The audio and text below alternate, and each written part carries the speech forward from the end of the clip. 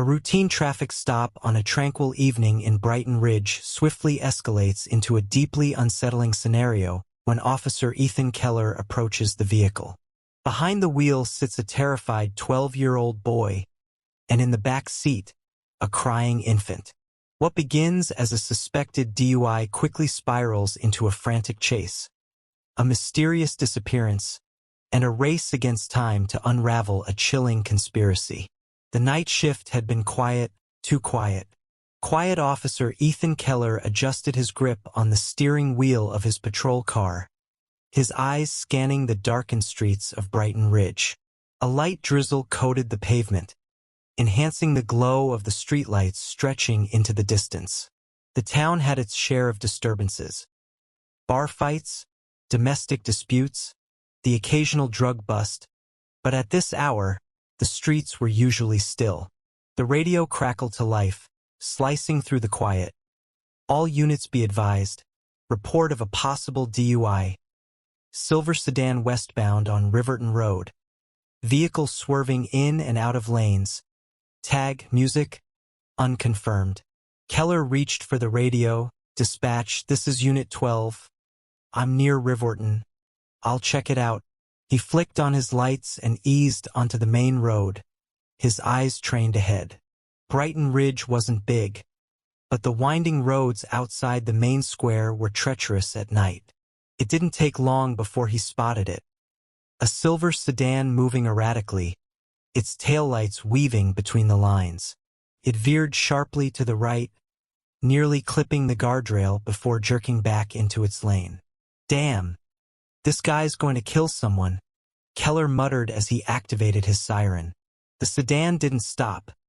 Instead, it hesitated, slowing just a bit before picking up speed. Come on. Don't make me chase you, he said. Reaching for the radio again. Dispatch. Suspect is failing to yield. I'm initiating a stop. A moment later, the sedan's brake lights flickered. Then it rolled to a slow stop near the shoulder.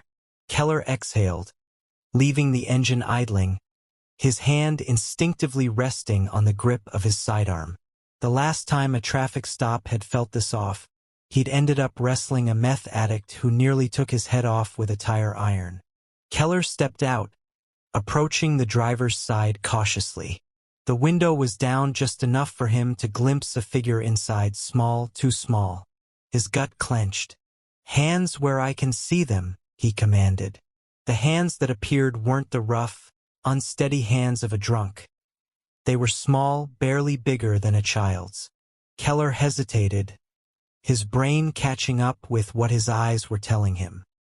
His flashlight beam cut through the dim interior, landing on a wide-eyed, terrified boy gripping the steering wheel so tightly his fingers looked bloodless.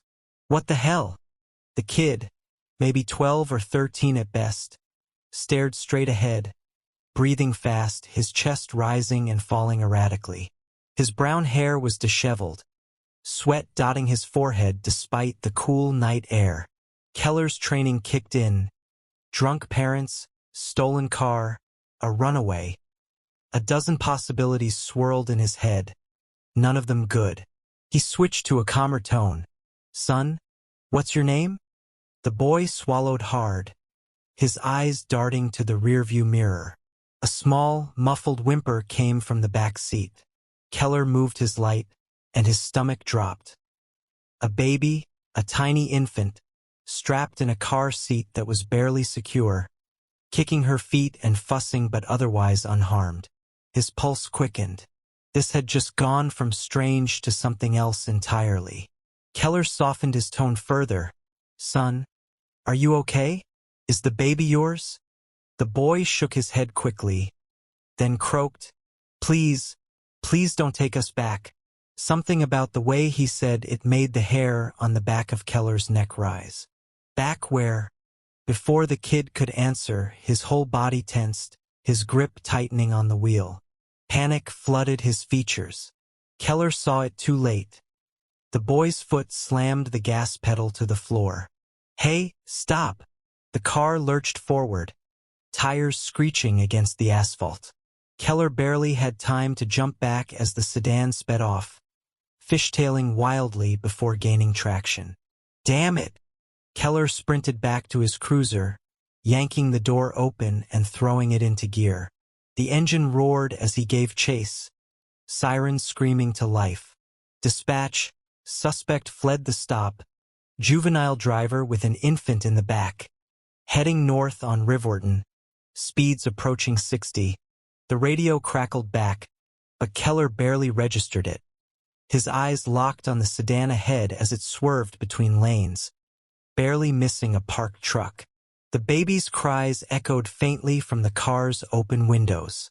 Keller's heart pounded. This wasn't a joyride.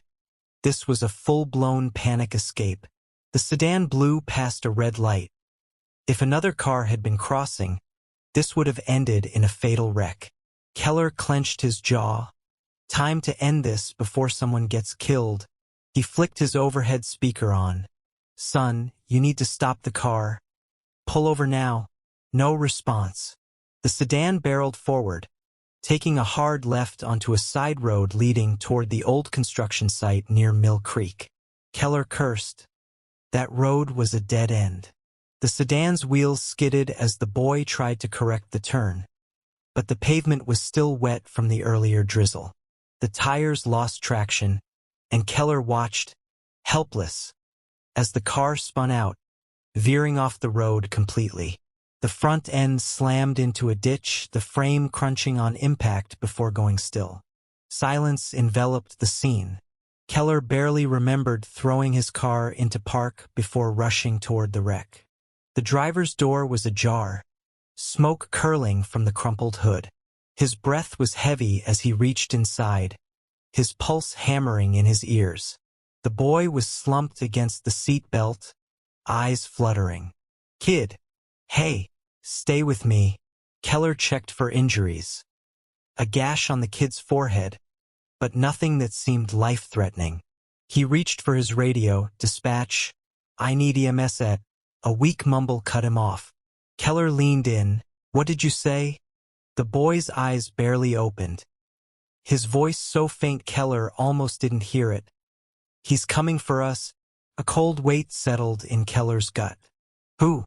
The kid didn't answer, his head lolling slightly before going completely limp. Keller's throat tightened as he turned his attention to the baby in the back seat, still crying but unharmed. He let out a slow breath, trying to ignore the unease creeping up his spine.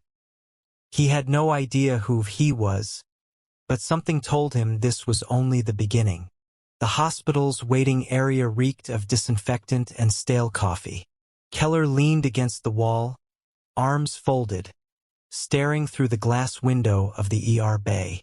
Inside, the boy who had led him on a high-speed pursuit lay unconscious, and 4 hooked to his arm.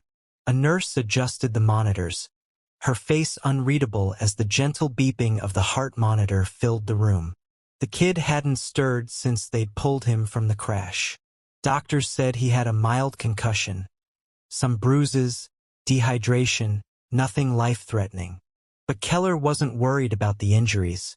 He was worried about what the boy was fleeing from. The baby had been taken to the pediatric unit. Aside from being fussy and a bit dehydrated, she was fine. That didn't make Keller feel any better. He exhaled, rubbing a hand down his face. It had been over an hour, and they still had no information on the boy's parents. Where the hell was his mother? A voice broke through the silence. So this is your runaway driver? Keller turned. Detective Valerie Cruz stood in the doorway, arms crossed. She was in her early 40s, sharp-eyed with dark hair pulled into a tight ponytail. Her reputation preceded her, a specialist in child welfare cases, ruthless with negligent parents, relentless when a child was in danger. Keller had worked with her before. He respected her, which meant he also knew she didn't waste time. Kid's name is Noah Reed, Keller said. 12 years old, no ID on him, but we ran the plates. Cars registered to a Rebecca Reed, same last name. Cruz raised a brow. Mother assumed, but we haven't been able to find her. House was empty when officers checked. She frowned. So we've got a 12-year-old with no legal troubles, driving a car he shouldn't be in with a baby in the back seat, and the mother missing? Yeah. Cruz sighed, pulling out her notepad. Great, my kind of case. She moved closer to the window, studying Noah's still form. You think he was kidnapped? Maybe running from an abusive home? Keller hesitated. His gut said no. Noah's fear wasn't the kind of quiet terror that came from an abusive parent. It was shaking, immediate, primal. I think he was protecting the baby, Keller said finally. Whatever happened, he didn't just take off on a joyride. He was running from something or someone. Cruz studied him. You got a hunch? I got a bad feeling, Cruz smirked. You always do. Keller ignored that. We're looking into Rebecca now, no red flags so far. No criminal record, no CPS history, no debt, no indication she was in trouble. Cruz flipped through the paperwork an officer had handed her earlier. 12 years old, no previous run-ins with the system, no foster care placement, no school suspensions. She tapped her pen against the file. Kid's clean. That's what worries me. Keller muttered before Cruz could respond. A nurse approached. He's waking up, she said. The boy's eyes fluttered open, blinking against the dim light. He looked groggy, confused. Then his body tensed like a switch had flipped. His gaze darted around the room. Keller stepped closer, keeping his voice calm. You're in the hospital. Kid, you crashed the car. You're safe.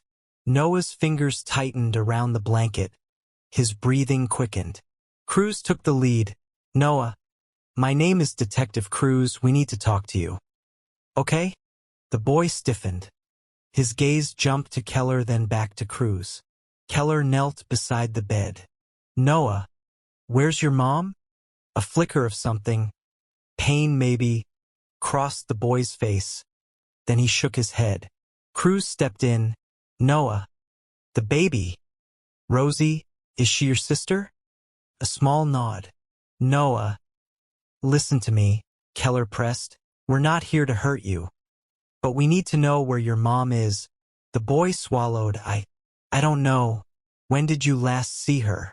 No answer. Noah's jaw clenched. Then in a whisper, he muttered, Mom said not to trust cops. Silence. Keller exchanged a glance with Cruz. Cruz sighed, standing. All right, we'll let the doctors do their job. But Noah, we're not the bad guys. If you change your mind, you let us know. Noah didn't look at them. Keller lingered a moment longer. We'll keep Rosie safe. All right? The boy finally turned to him. His expression wasn't relief, it was fear. Keller frowned, but before he could ask anything else, Noah turned away, shutting down completely. The evidence didn't make sense. An hour later, Keller stood in the hospital's family lounge, flipping through reports as Cruz paced nearby. A forensics officer had just dropped off what they'd found in the car. A blood-stained baby blanket stuffed in the trunk. A crumpled note found inside Noah's backpack. Keller read it twice, then a third time. If you're reading this, I didn't make it. Protect them. His stomach clenched. Blood work just came in, Cruz said, handing him a file. Keller flipped it open, skimming the first few lines. Then he froze. Blood on the blanket belonged to Rebecca Reed. Keller exhaled sharply. She's not missing, Cruz murmured. She's hurt or worse. Keller felt the weight of it settle in his chest. He looked back toward Noah's hospital room. The boy curled up under the thin sheets, refusing to speak. That wasn't just fear.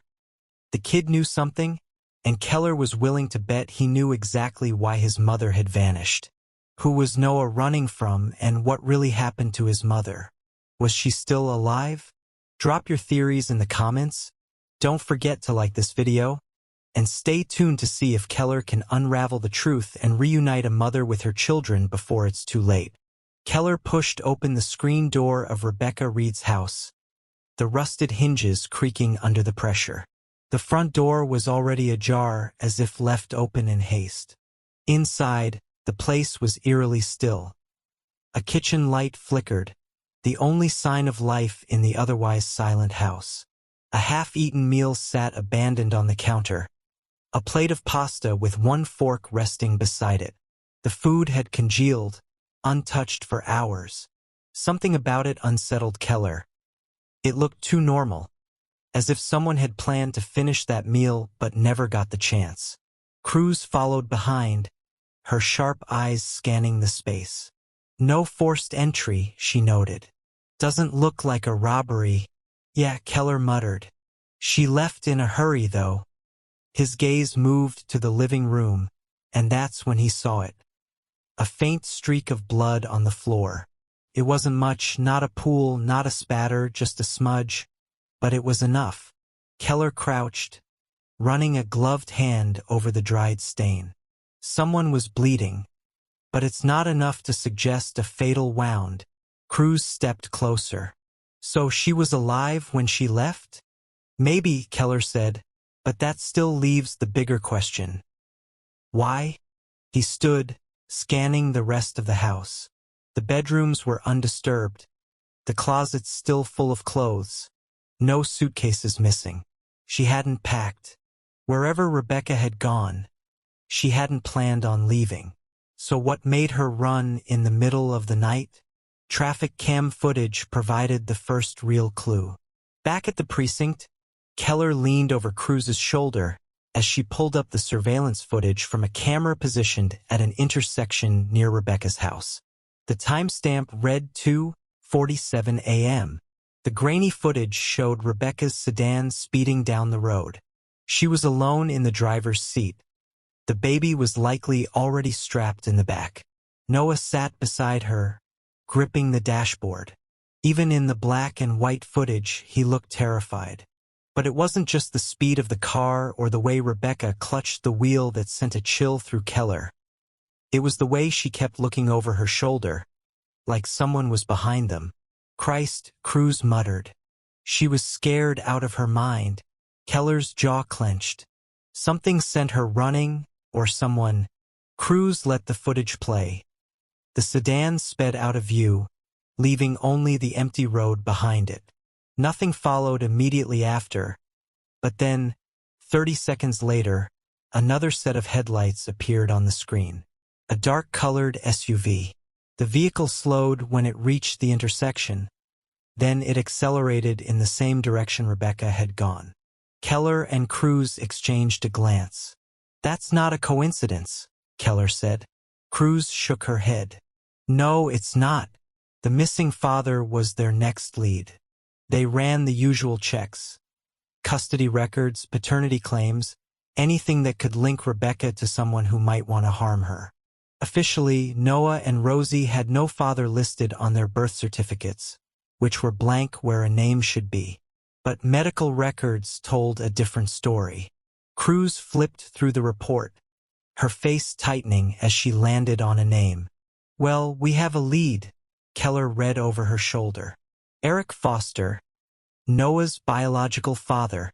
Okay, Keller said. Who's Eric Foster? Cruz didn't look up. Depends on who you ask. She pulled up an old file, a domestic violence report from nearly 8 years ago. Rebecca had filed it against Eric Foster, citing repeated threats and violent outbursts. Charges were never pressed. Rebecca dropped it. Keller asked, why? Cruz nodded. Case was dismissed.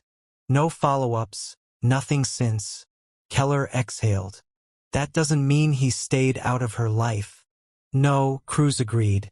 But it does mean she was scared enough to report him at least once. Keller sat back in his chair, flipping through the file. All right, so an abusive ex resurfaces after years of silence. She panics, grabs the kids, and runs. Makes sense. Cruz hesitated. There's just one problem, she said. Keller looked at her. What? Cruz's mouth tightened. She pushed another document across the desk. Keller glanced down, then froze. Eric Foster was dead, officially at least. 3 years ago, he had died in a house fire in another state. The case was ruled an accident, gas leak, ignition source undetermined. His remains were found in the wreckage. The case was closed. "Tell me this is a mistake," Keller said. "Nope," Cruz said. "Case was investigated, ruled accidental, signed off. Man's been dead for 3 years." Keller rubbed a hand over his jaw. "Then explain to me why a 12-year-old kid who's never met his father looked at his picture and told me." He paused, voice lowering. "That's him. That's the man who was in our house last night." Cruz stared at him. Neither of them spoke for a long moment. Finally, Cruz exhaled. "Well," she muttered, "either someone faked his death or someone's pretending to be him. Something about Eric Foster's death didn't add up. As an accident. Faulty wiring, rapid ignition, the entire structure had collapsed in on itself. The kind of fire that left nothing but charred beams and a pile of ash. But one sentence stood out. Remains recovered, inconclusive identification due to extensive thermal damage. Presumed to be Eric Foster. Presumed, not confirmed. Keller exhaled slowly, tapping a finger against the paper. If the remains had never been fully identified, then it wasn't a stretch to think that Foster had faked his own death. And if that was true, then Rebecca had been running from a man who wasn't supposed to exist. Valerie Cruz was already neck-deep in Foster's past by the time Keller walked into her office. A thick folder was spread across her desk, old case files stacked beside her. She glanced up. "I found something," she said. Keller pulled up a chair. "Tell me it's good." Cruz flipped to a sealed case file from 8 years ago. "Rebecca wasn't Foster's first victim," she said. Keller leaned forward. "This was filed under Elizabeth Wren, 3 years before Rebecca reported him for domestic violence. The case was eerily similar. Escalating abuse, controlling behavior, and then one night she disappeared." Keller frowned. "They never found her?" Cruz shook her head. "No body, no credit card activity, no phone records after the initial report. She vanished. Case went cold. So he has a pattern," Keller muttered. "Not just that," Cruz said, pulling out another document. "Elizabeth Wren's last known address." Keller scanned the paper. The location was the same as the fire that supposedly killed Foster. Cruz nodded. "He was living with her when the house burned down. That changed everything.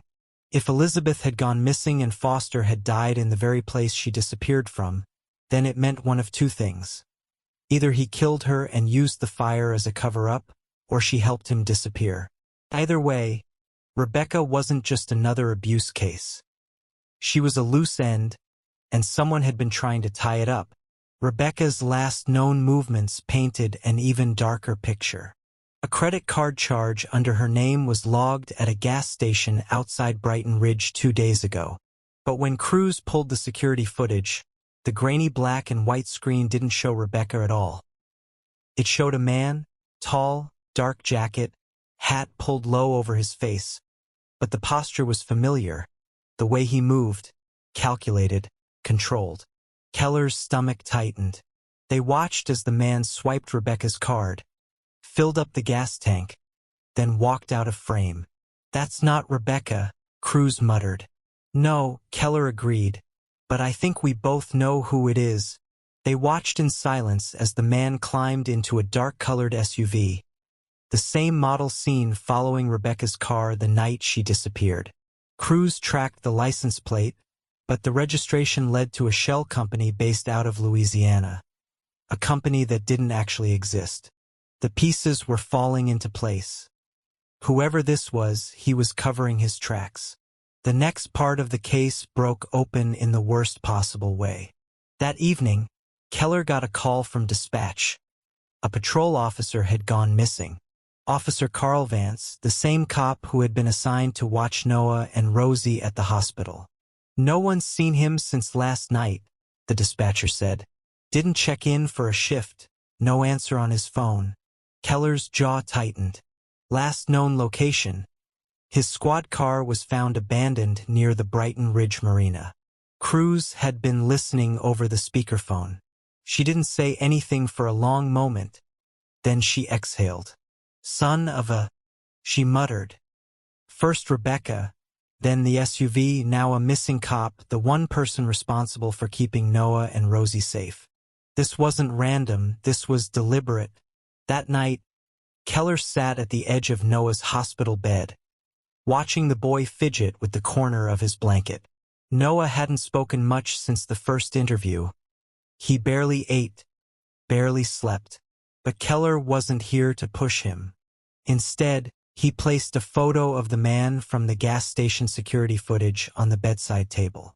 Noah's fingers twitched when he saw it. His whole body went rigid. You recognize him? Keller said quietly. The boy didn't move, didn't breathe, but Keller saw it.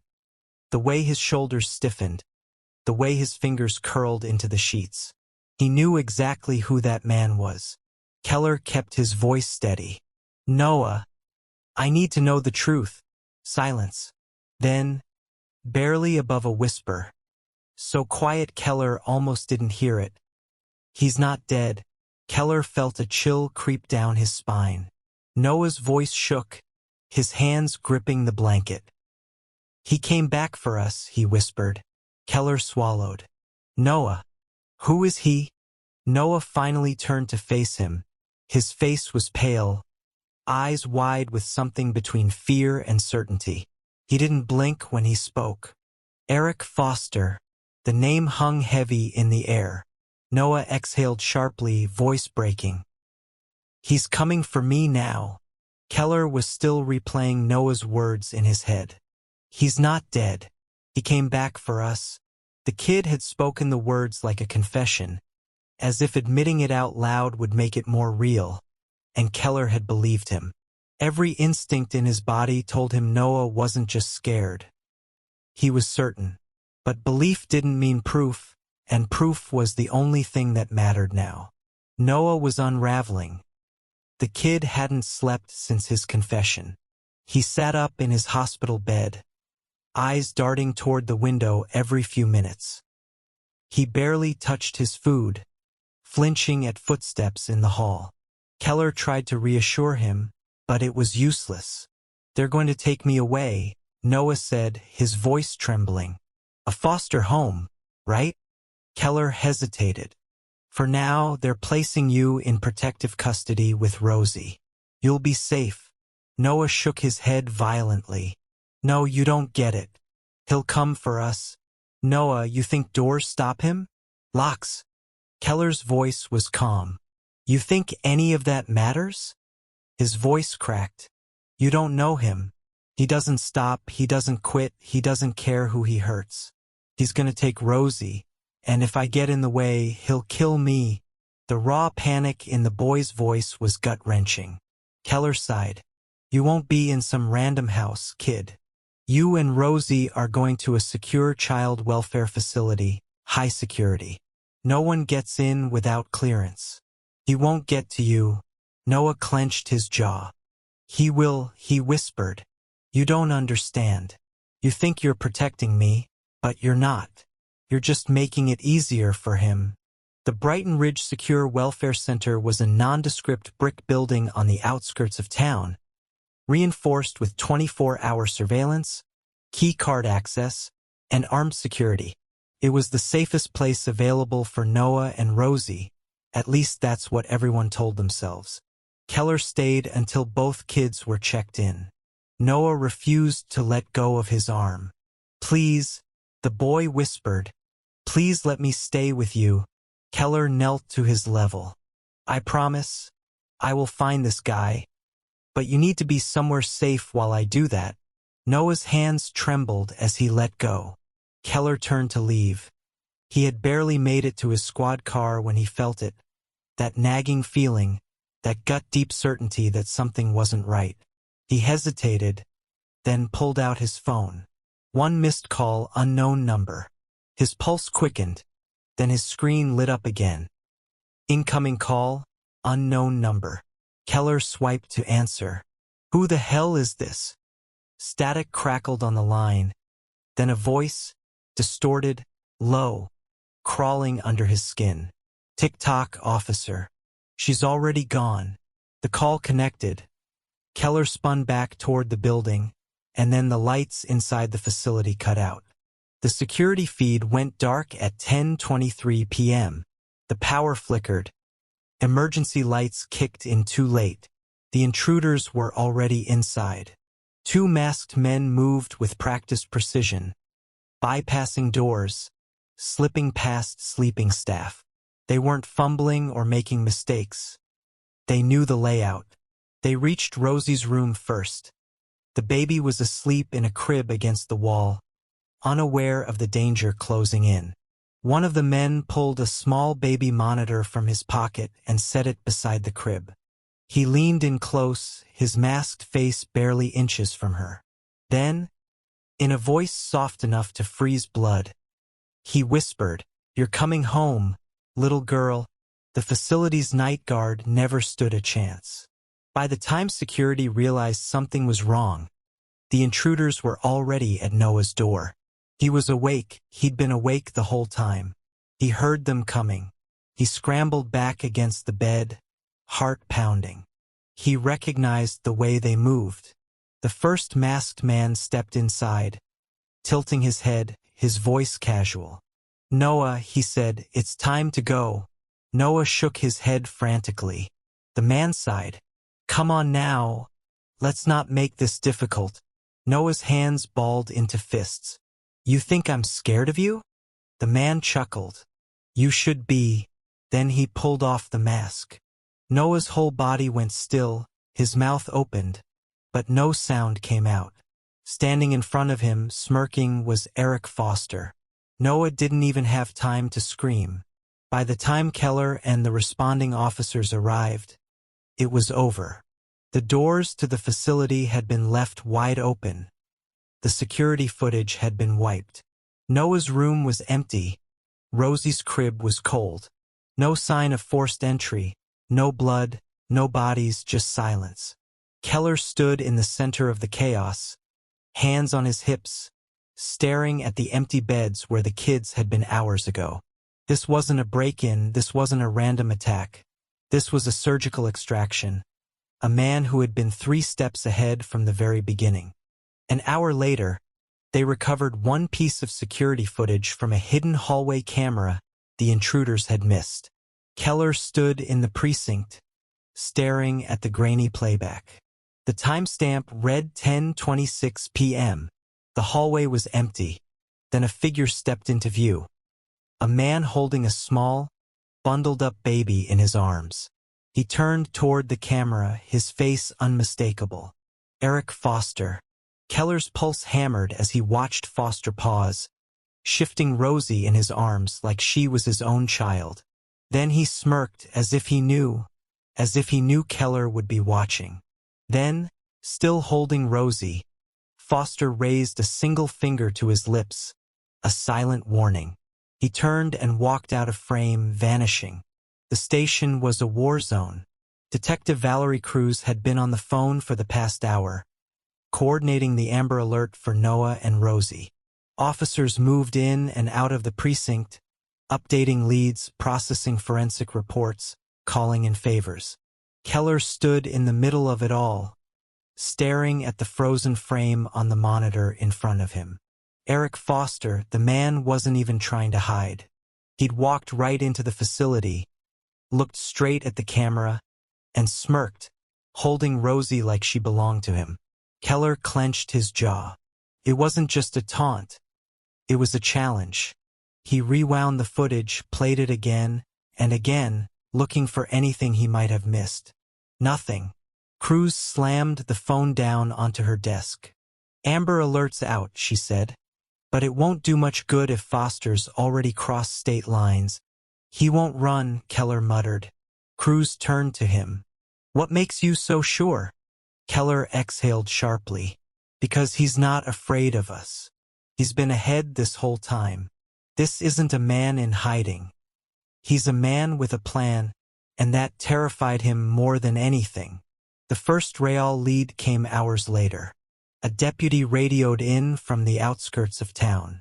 "We found the suspect's vehicle." Keller and Cruz arrived at the scene in minutes. The black SUV was abandoned off a dirt road near Old Mill Road, nestled in thick brush. The engine block was still warm. The doors were left open, but it was the inside of the car that told the Real story. Bloodstains on the driver's seat, fresh, a burner phone crushed beneath the back tire, and on the passenger seat, a child's pacifier. Keller's stomach twisted. Cruz inspected the car's exterior. "He torched it," she said. "No plates. VIN scratched off. We won't get much from it." Keller barely heard her. His mind was already moving.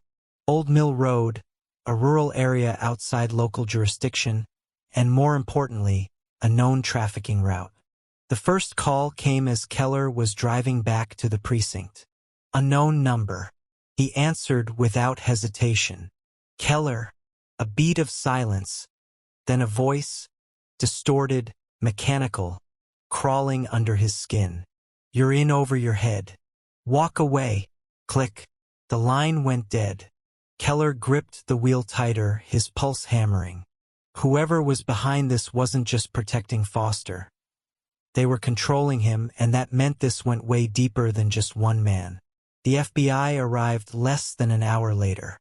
They didn't knock, didn't introduce themselves. They just walked in and took over.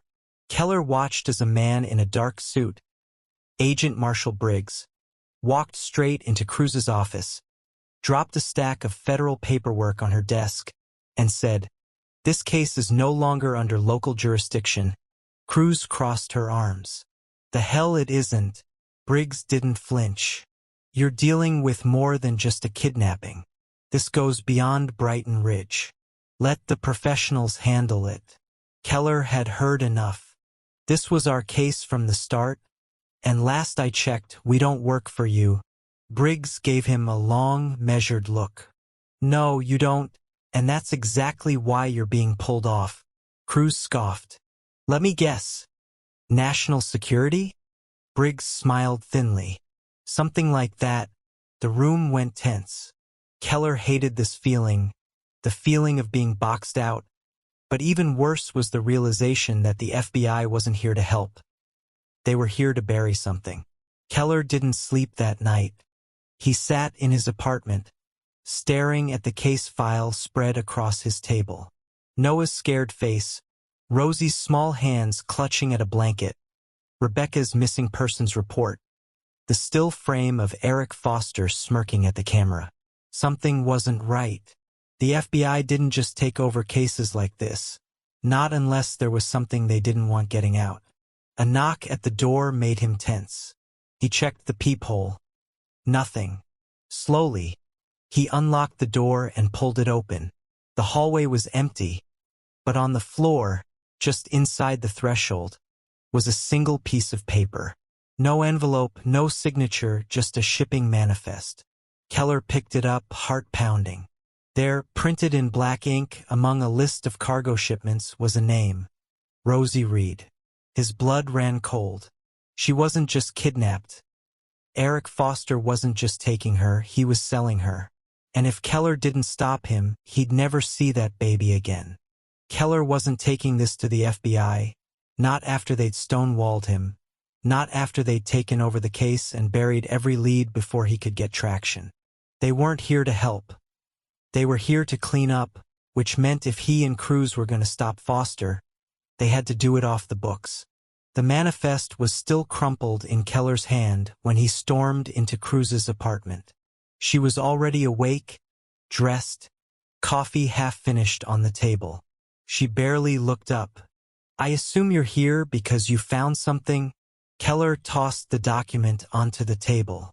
Rosie's being shipped out of the country. That got her attention. She skimmed the manifest, her expression hardening. "Cargo ID 4421, she read aloud, Departure in 48 hours. She flipped to the departure location. The MV Blackwood, Brighton Ridge Port. Cruz exhaled.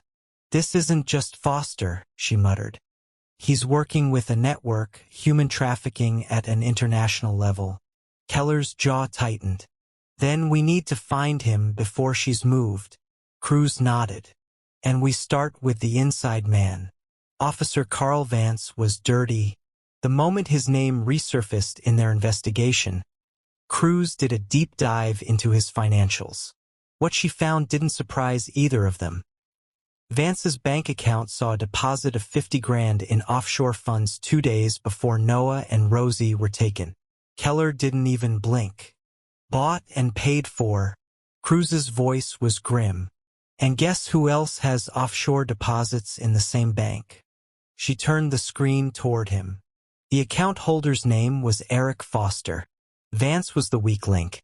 He had leaked Noah's location, made sure security at the child welfare facility was compromised, and now Keller was willing to bet he was scared.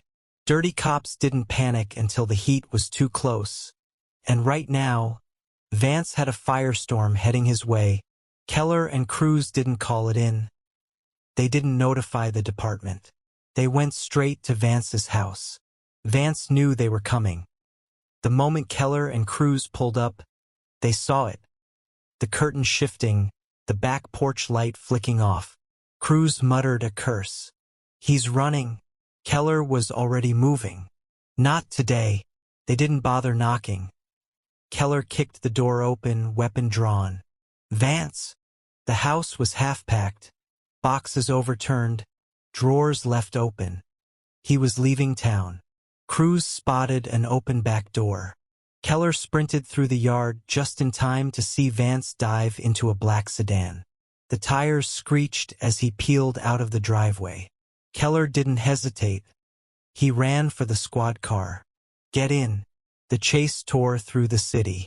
Vance was desperate, weaving through traffic, running lights, nearly clipping pedestrians in the crosswalks. Keller stayed on him, pushing the cruiser to its limit. Pull over, Vance, he barked into the radio. Vance didn't respond. Keller gritted his teeth. He knows if we catch him alive, he's a loose end. Cruz nodded grimly, which means whoever paid him won't let him stay alive. The realization hit Keller like a brick. Vance wasn't running from them. He was running for his life, which meant, take the next street, Keller ordered. Cruz glanced at him. What? Vance doesn't need to outrun us, Keller said. He just needs to stall long enough for someone else to take him out. Cruz's eyes widened. A hit. They were hunting him, and the second Vance hit the highway. A semi-truck barreled into his sedan. Metal crunched, glass shattered.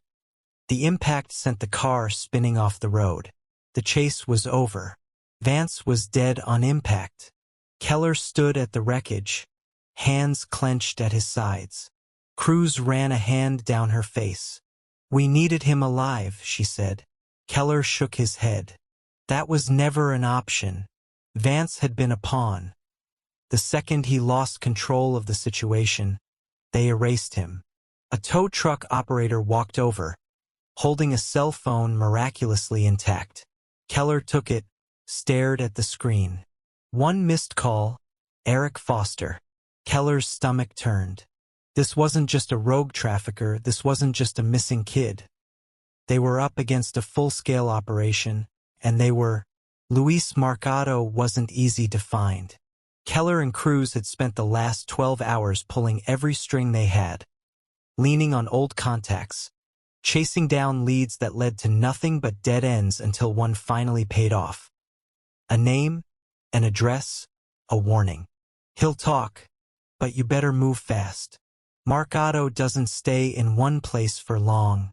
They found him in a rundown apartment on the east side of Brighton Ridge, tucked inside a complex that looked like it should have been condemned years ago. Cruz knocked twice. Luis Mercado, open up. No answer. Keller tried the handle, locked. Go around, he muttered to Cruz. She nodded. moving toward the back in trance as he stepped to the side of the door and knocked again. Harder. "Mark Otto, you've got 10 seconds before I come in." Silence, then finally, a slow, hesitant shuffle inside. The door cracked open just an inch, a single bloodshot eye peering through. Keller didn't wait. He shoved the door open with his shoulder and stepped inside before Mark Otto could protest. "Jesus, man," Mark Otto groaned, wheeling himself back in his chair. "You cops don't know how to knock." Keller took in the sight of him. A man once known for running girls across state lines, now half of what he used to be. His lower body was limp, the result of a botched hit years ago. Someone had tried to take him out, but he'd survived. Barely. Cruz entered from the back, locking the door behind her. "We're not here for a raid, Mark Otto. We need information." Mark Otto smirked, though it didn't reach his eyes. "That's cute. And what makes you think I want to talk?" Keller pulled a chair around and sat down across from him. "Because Foster's back, and we know you used to work with him." That got Mark Otto's attention.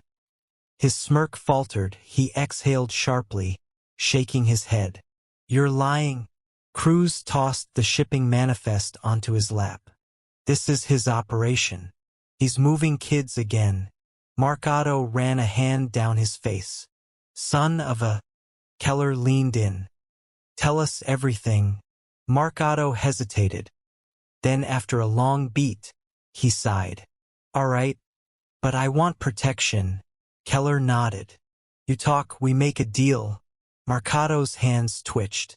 "Fine, but you're not going to like what I have to say.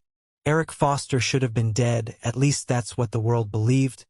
But according to Mark Otto, Foster had never been in that house fire. It was staged." Mark Otto said, voice low. "Big money made it happen. He had people with real power. They burned the place down, left a body in the wreckage, and tied it to him." Keller's stomach turned. "Whose body?" Mark Otto shrugged. "Some runaway. No one who'd be missed." Cruz clenched her jaw. "So he faked his death and just walked away?" Mark Otto nodded. "Not just walked. He got promoted." Silence. Cruz narrowed her eyes. "What do you mean, promoted?" Mark Otto exhaled. "Before, Foster was just running small-time operations, moving girls, handling shipments. But after the fire, he came back bigger, stronger, connected. The people who made him disappear," Mark Otto leaned in, "they weren't just covering his tracks. They were investing in him." Keller felt his pulse hammering. "Who's backing him?" Mark Otto hesitated. "That, I don't know." Keller didn't believe him. "I swear," Mark Otto said, "the people who gave Foster his new life, I don't have names, but I know this. They own people high up." Keller and Cruz exchanged a look. This was bigger than Foster. This was a system. Then Mark Otto dropped the real bombshell. "Rebecca Reed, she's alive," Mark Otto said. Keller went still. "What?" Mark Otto swallowed hard. "Foster didn't just want her dead. He wanted her to suffer. She was the one who got away, the one who could still ruin him. But he knew the second she went missing, cops would come looking." Cruz's voice was tight. "So he used her as bait?" Mark Otto nodded. "Dragged it out. Moved her. Had her locked up somewhere." Keller's hands tightened into fists. "Where?" Mark Otto sighed. "That, I don't know. But I have something better." He reached into a drawer and pulled out a USB drive. "What's on it?" Cruz asked. Mark Otto handed it over. "Security footage from one of Foster's old safe houses. I got it off an ex-runner of his before they put a bullet in her." Keller plugged the USB into his laptop. The video was grainy, black and white, but the image was clear. A warehouse, a line of cages, and in the middle of them, Rebecca Reed. Her hands were tied. She was barely conscious, slumped against the bars. And she wasn't alone. Other missing women were there too. Keller's stomach twisted. Cruz zoomed in on the footage. "Check the location timestamp," she said. The coordinates popped up on the screen. Cruz sucked in a breath. Keller stared at the numbers, feeling his blood run cold. The warehouse wasn't out of state. It wasn't in some secret facility. It was right in Brighton Ridge, right under their noses. The operation was moving fast. Keller stood outside the SWAT truck, strapping on his vest.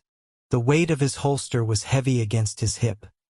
The air was thick with the scent of gun oil and sweat, the low murmur of tactical prep filling the night. They had their target, a warehouse on the outskirts of Brighton Ridge, tucked between abandoned shipping containers and miles of forgotten industrial sprawl. It looked like nothing, but inside, Rebecca Reed was being held, along with others. Keller tightened the straps on his vest, his gut a knot of tension. Cruz approached, helmet under her arm. "SWAT wants us to hang back," she said. Keller shot her a look. "Not happening," she sighed. "I figured." Keller turned to Captain Rohr, the head of the SWAT team. "I'm going in first." Rohr raised a brow. "We don't need a cowboy, Keller." "I'm not a cowboy. I'm the only one who knows what we're dealing with." The older man studied him. "You're too close to this." Keller clenched his jaw. "You tell me, if it was your kid in there, would you stay back?" A long pause, then Rohr grunted. "Fine. You go in with the first wave, but you follow orders." Keller nodded. "Understood." Cruz muttered, "You're going to get us both killed." Keller checked his weapon. "Not tonight." The assault began at exactly 2:17 a.m. A breech charge blew open the side entrance. The first team moved in, rifles raised. Gunfire erupted immediately. Traffickers were inside, and they were ready. Keller ducked behind a crate as bullets chewed through the air. A SWAT officer beside him fired a controlled burst, dropping one of the armed men by the door. Cruz stayed on his flank, moving fast and tight. A man popped out from behind a storage rack. Keller put two in his chest before he could pull the trigger. They pushed forward, deeper into the warehouse. The warehouse was sprawling, dimly lit. Rows of cages and holding pens lined the far wall. Some were empty, some weren't. Keller's stomach turned. Women, children, all locked up. Then he heard Cruz shout, "Here!" Keller turned and saw her. Rebecca Reed was slumped against a cage, barely conscious, wrists zip-tied, a dark bruise blooming across her cheek, dried blood on her temple. Keller rushed to her, yanking a knife from his belt to cut her restraints. Her eyes fluttered open. "Keller," she croaked. He pressed a hand against her shoulder. "You're okay? You're safe?" She grabbed his wrist, her fingers weak but her grip desperate. "No," she whispered. "No, you don't understand." Keller frowned. "What?" Her voice cracked. "It's not over." The warehouse was nearly secured. The traffickers were dead or in cuffs, and officers were already escorting victims out. For a split second, it felt like they had won. Then Keller heard it. A slow, deliberate set of footsteps behind him. He turned, and his blood ran cold. Eric Foster, and in his arms, Rosie. The baby was asleep, her tiny face pressed against his shoulder. Foster smiled. "Hell of a show," he said. Keller's grip tightened on his gun. Foster adjusted Rosie in his arms. Calm. Casual. "You ever think about how much time you've wasted chasing ghosts? Keller? You thought you were ahead, but you were never even close." Cruz moved beside Keller, gun raised. Foster chuckled. "Two against one, you really think you have the advantage?" Keller didn't answer. His heart was hammering. Foster's smile faded, and his voice dropped. "Put your gun down or she dies." Silence. The world stopped. Keller could hear his own heartbeat, hear the weight of the moment settling onto his chest. Foster wasn't bluffing. Keller looked at Rosie, so small, so unaware of the danger wrapped around her. A baby, a life, and Foster knew exactly what he was doing. "Don't do it," Cruz whispered. Foster tilted his head. 5 seconds. Keller. 4. 3. Keller lowered his gun. Cruz cursed under her breath. Foster grinned. "Good choice." Then a smoke grenade rolled across the floor. The room exploded into chaos. Keller lunged forward, but it was too late. The air in the warehouse was still thick with smoke. Keller moved through the haze, gun up, pulse hammering. Foster was gone, vanished like a ghost, taking Rosie with him. A sharp cough pulled his attention. Rebecca. She was barely holding herself upright. Her body slumped against a steel support beam. Blood matted her hair, bruises darkened her face. But her eyes were wide with terror. He's taking her overseas," she gasped. "You have to stop him." Keller knelt beside her, gripping her shoulders. "Where? Rebecca?" She shook her head, trying to focus. "A ship," she gasped. "He told me before. Said once she was gone, no one would ever find her." Cruz crouched beside them. "We need details, Rebecca." "Which port? Which dock?" Rebecca fought to stay conscious. "Manifest said Dock 17. Keller frowned. "You saw the manifest?" She winced. "He wanted me to hear it. Wanted me to know there was no stopping him." Keller exchanged a look with Cruz. Something wasn't right. The manifest Keller had found in his apartment, the one with Rosie's name on it, had listed Dock 17 as the departure point, but now Foster wanted them to think it was Dock 17. That meant one thing. "It's a decoy," Keller muttered. Cruz caught on instantly. "Then where the hell is he really going?" Rebecca blinked rapidly, her body fighting the weight of exhaustion. "Dock 6. Then she slumped forward. Keller caught her before she collapsed completely. "She's out," Cruz said. "We need medics now." Keller was already on his feet. There was no time. Rosie was leaving the country, and they had minutes to stop it. Dock 6 was not abandoned but quiet. No workers, no trucks, no reason for it to be in use unless someone wanted it that way. Keller gripped his gun as he and Cruz moved through the shadows, their steps silent against the wet pavement. The cargo ship loomed ahead, massive and imposing, its name barely visible in the dim light. MV Blackwood. This was it. Cruz tapped her earpiece. "Dispatch, we have a confirmed target at Dock 6. I repeat, Dock 6. We need backup now. Static, then negative, no units available. Priority has been given to Dock 17. Keller clenched his jaw. The FBI had fallen for Foster's trick. It was just them. Cruz exhaled sharply. "We do this alone then." Keller nodded. "Let's move." The ship's gangplank was barely down. Keller took the lead, stepping aboard with silent, practiced movements. Cruz followed, gun up, scanning corners. The deck was deserted, too quiet. Then, a baby's cry. Keller's stomach clenched. "Rosie." The sound came from below deck. They moved fast, cutting through the tight corridors, past rows of metal containers. The stench of rust and seawater was thick in the air. Then a voice stopped them cold. "Put the guns down, Keller." They turned. Eric Foster stood at the far end of the passageway, holding Rosie in one arm. The baby squirmed against his chest, whimpering softly. Foster grinned. "We keep meeting like this." Keller raised his gun. "You're done, Foster?" Foster sighed. "Really? You haven't caught me yet." Cruz took a step forward. "Put the baby down." Foster clicked his tongue.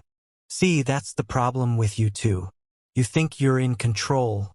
He pulled a knife from his belt, long, serrated, sharp. Keller tensed. "You can't shoot me, Keller," Foster taunted. "You sure about that?" Because if you miss or I flinch. He tilted his head towards Rosie. A slow, sickening realization settled in Keller's gut. Foster was willing to die. This wasn't a negotiation. This was a trap. Keller moved first. He lunged forward, closing the gap before Foster could react. The knife swung up. Pain exploded in Keller's side as the blade plunged deep into his abdomen. But he didn't stop, didn't hesitate. He drove his shoulder into Foster, sending them both crashing against the metal wall. Rosie slipped from Foster's grasp. Cruz dived forward, catching her before she hit the floor. Foster snarled, yanking the knife free. He swung again. Keller caught his wrist, twisted. A sickening crack. Foster screamed, his arms snapping at the joint. Keller drove his fist into Foster's face once, twice, a third time. The man staggered back, dazed. Keller grabbed Rosie from Cruz. Get to the water. Cruz hesitated, eyes flicking to Keller's bleeding side. You won't make it. Keller's grip tightened on the baby. I'll make it. Then he ran. The deck was chaos. Foster was behind him, shouting orders to unseen men, but Keller didn't look back. His side was on fire, blood soaking into his shirt, but he didn't stop. The edge of the ship was seconds away, the only way out. Keller tightened his hold on Rosie and jumped. Cold. The water swallowed them whole. He kicked upward, breaking the surface, gasping as the frigid air hit his lungs. Above, he heard the wail of sirens. Brighton Ridge PD, the FBI, they had finally arrived. Cruz's voice echoed from the docks. Keller, over here. He swam toward the shore, his body screaming in protest, but he kept moving. He had Rosie and he wasn't letting go. Keller's world had blurred into sirens, shouting, and the cold sting of salt water in his lungs the moment he hit the shore. Hands grabbed him. Officers, paramedics, crews. He could hear them talking, shouting orders, but his only focus was the tiny body clutched against his chest. Rosie, she was crying now, a sharp, piercing wail that cut through the chaos. Keller held her tighter, his breath shaky as he fought the exhaustion dragging him under. She's okay, Cruz's voice, somewhere close. We need a medic over here. The weight of what had just happened settled deep in Keller's chest. They had gotten her out, but Foster was still on that ship, and Keller needed to be sure it was over. Gunfire rang out from the docks. Keller, barely holding on to consciousness, turned his head just in time to see the chaos unfolding. Foster had made it off the ship. He was running, his injured arm tucked against his chest, weaving through cargo crates as officers shouted for him to stop. He had lost the knife, lost the upper hand, but he wasn't giving up. Keller saw the way it would end before it happened. The moment Foster reached the edge of the dock, he pivoted, gun in his good hand, a final act of defiance. A single officer fired. Foster's body jerked once before he collapsed, landing in a heap against the concrete. Keller watched his last breath leave him. It was over. The trafficking ring fell apart overnight. With Foster dead and his network exposed, the FBI had no choice but to clean up what was left. Arrests were made, corrupt officials were named. The operation had run deeper than anyone had guessed. Judges, politicians, law enforcement officials, all complicit. But Brighton Ridge PD had cracked it open, and they had saved those who still had a chance. Keller sat in the hospital 2 days later, a fresh set of stitches laced across his abdomen. The pain was dull now, numbed by medication, but it wasn't what weighed on him. The case was done, but not for Noah and Rosie. Their lives had changed forever. The reunion happened in slow, tearful seconds. Noah had barely spoken since they'd found him, his small body tense, his hands clenched into tight fists. But when the hospital doors opened and Rebecca stepped inside, everything unraveled. Her eyes locked onto her son. Noah's breath hitched. Then he ran. Rebecca dropped to her knees, scooping him into her arms, clutching him like she'd never let go. Tears soaked her bruised cheeks, her body shaking as she whispered, "I'm here, baby, I'm here." Keller stood back, watching the scene unfold, and then Rebecca looked at him, silent gratitude in her eyes. He nodded once. She turned back to her son. Noah's arms stayed wrapped around her, his shoulders trembling. But then, slowly, he lifted his head, and his eyes met Keller's. For a moment, neither of them spoke. Then Noah walked over, his movements hesitant as if he wasn't sure it was allowed. He stopped just a foot away, and then, in a voice barely above a whisper, he said, "Thank you for believing me." Keller felt his chest tighten. Noah's arms came up, awkward and uncertain, and he wrapped them around Keller's waist.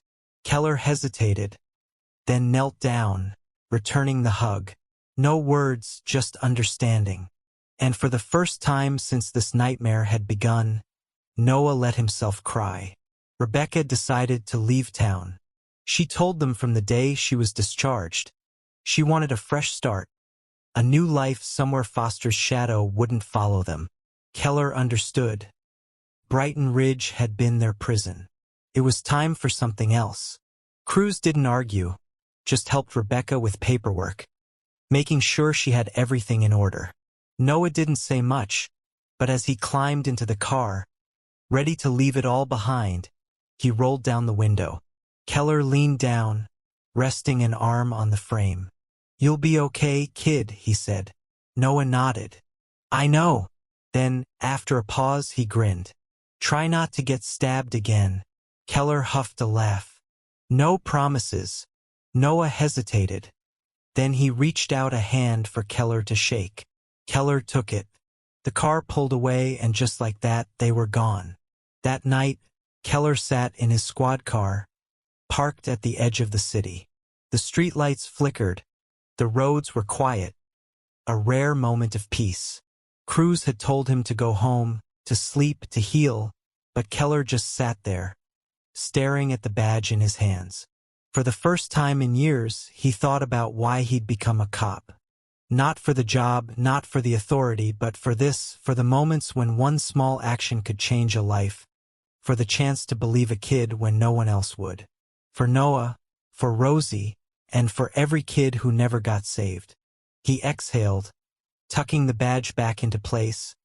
Then he started the car, flicked on the headlights, and drove into the night. The job wasn't over, not yet.